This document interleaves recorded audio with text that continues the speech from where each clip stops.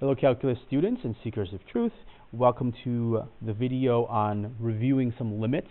So this is part of the series on improper integrals, and there's a couple main concepts to improper integrals, but after you've sort of mastered those, the technical work, all the details come down to understanding limits.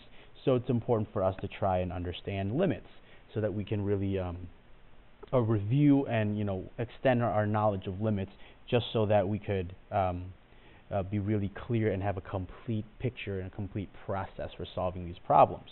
So in the first one here, we're taking the limit as x approaches infinity of this expression, and this is really just review from pre-calc. We take the leading terms. Okay. So we can just take the limit as x approaches infinity of the leading terms, which is x squared over 3x squared. So the x squares cancel, and you're left with 1/3. Okay? And this is another way of saying the horizontal asymptote. Okay. In the second example, you have a slightly different problem, but we could still take leading terms. In the numerator, and here we have the limit as x approaches negative infinity. In the numerator, we end up with 2x cubed.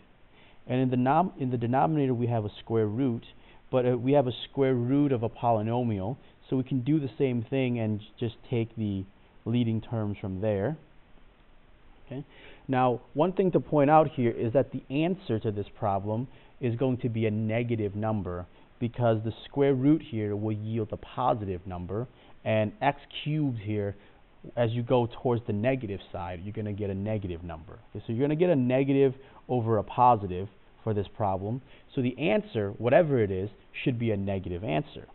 Now we can actually take the square root of 9x to the 6th.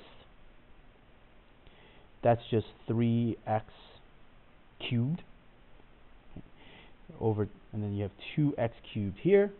But as we're approaching negative infinity, remember that this 3x cubed comes from the square root, so the denominator is always going to be positive, and these two terms will cancel. The numerator will always be negative as you plug in a very large negative number, so you're going to end up with negative 2/3.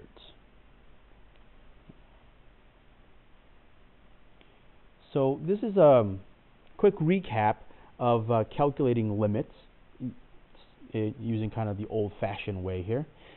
Just thinking about leading terms and plugging in and testing, or just thinking through what happens as we plug a very large number in.